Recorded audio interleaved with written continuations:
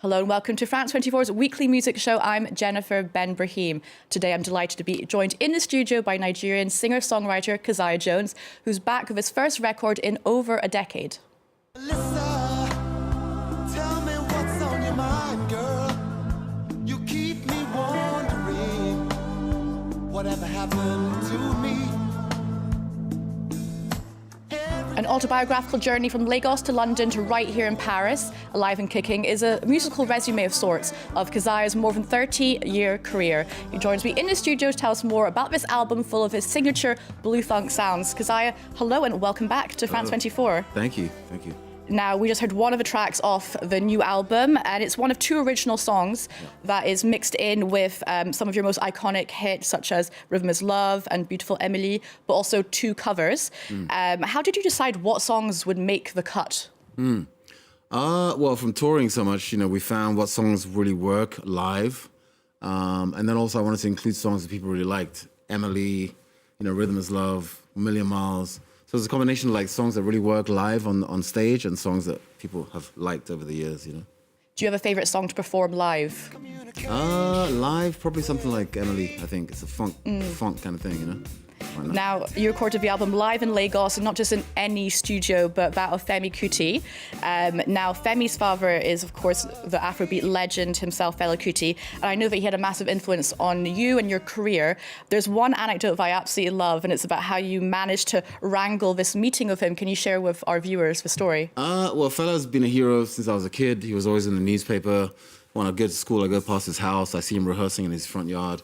So he was a character that was very much really fascinating. I really wanted to get something from him to talk about what's going on because he was quiet. He went really quiet for a while. I guess he was ill. So nobody knew what was happening outside of his immediate circle. So I pretended to be a journalist, put a baseball cap on, I grew a beard, I had my DAT machine, and I got access to his house. But I did that 5 times before he had actually agreed to come downstairs and talk to me. And when I explained that I'm Yoruba, my name is Olufemi Keziah Jones, and I really want to know, we really want to know, this generation want to know what's happening with you because we haven't heard so much about you. And he was like, yeah, he really gave me a lot of time because he's not known for suffering, he's very, can be quite curt, but he gave me a lot of time. It was amazing. And it turned out being his last interview. And do you still have that recording of the interview? Yeah. Okay, wow, must be worth a fortune, but also a fortune in memories. Now we'll take a listen to one of the live recordings in Lagos. This is Million Miles from Home, and it's from your 1995 album, African Spacecraft. Take a listen. A million miles from home, I can shoot myself today. Today, set my soul free to roam.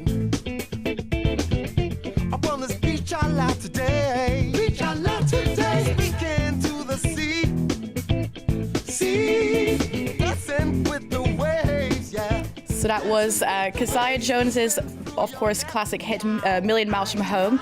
Now, from your new record, Alive&Kicking. Now, you've lived between Nigeria, the UK, and France. I'm interested to know what your relationship with this concept of home or feeling at home somewhere. I mean, really, I've been moving since I was 8 years old. I was sent away to go to school in the UK from 8, and I've been traveling a lot since then. So basically, my idea of home is really fluid, yeah? It's really, home is wherever you find yourself and wherever you can make yourself comfortable.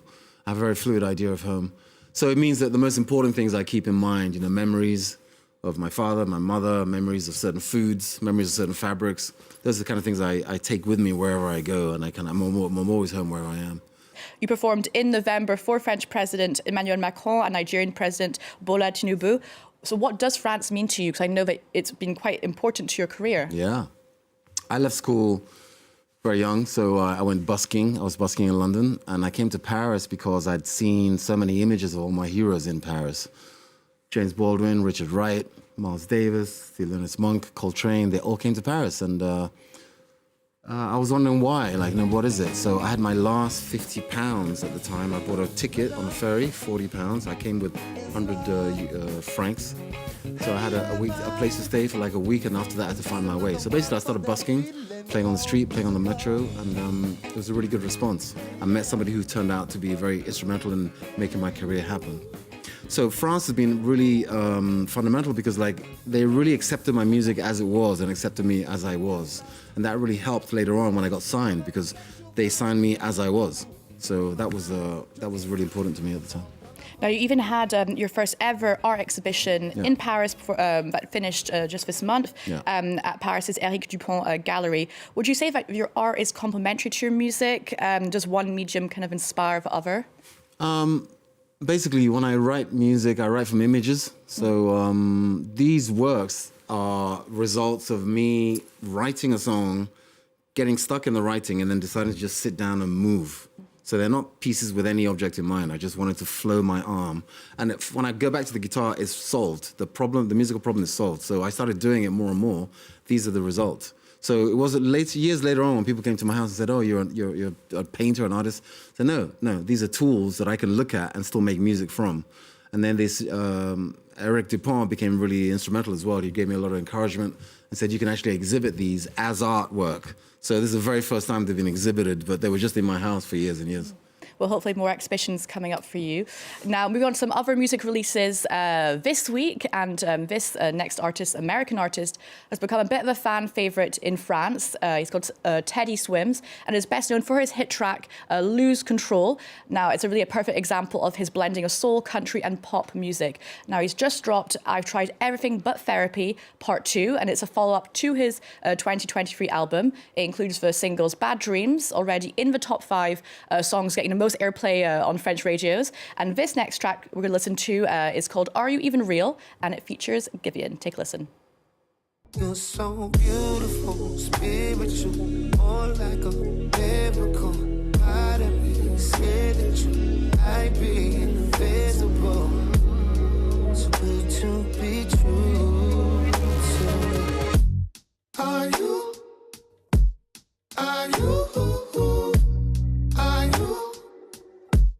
Are you made up in my head, or are you in my bedroom? Questions that I ask ever since I met you. So that was Teddy Swims. I don't know what do you think of that song? I like it, man. I like his voice. It's got a great voice. Now, he's actually nominated for Best New Artist at this year's Grammy Awards. Now, Keziah, as we mentioned earlier, you were in Nigeria to record this album. And I know that over the course of your career, you've really tried to highlight the amazing kind of cultural talent coming out of the country and also the African continent. Now, I'm putting you on the spot, but any new artists you discovered whilst you were recording Nigeria, anyone we should have on our playlists? I mean, the people the new generation that's coming out now, Thames, they're already kind of well known. Love Thames, yeah. Thames, you know, there's another dude, Rema, younger. That's the new generation that's coming through. They're already immediately known. So, but there is a scene of like, what I'm really encouraged by, a scene of actually acoustic, you know, songwriters, singer-songwriters that's developing. And then there's also another scene called alternative scene. Okay. So people who their music isn't recognizably Nigerian. So that's a whole nother bunch of people as well. But there's quite a few. There's a new scene coming through. But the ones that I did right now, Thames and Rema. Okay, well, we put those onto our playlist if they're not already on it. Now, heading to another one of your favourite places, the UK, for this next release. FKA Twigs is back after 5 years with Eusexia. She says this third record was influenced by her newfound love of techno music. Let's take a look at the video for Perfect Stranger, and it features some guest appearances, some unlikely guest appearances, such as Fleabag creator and actress Phoebe Waller-Bridge.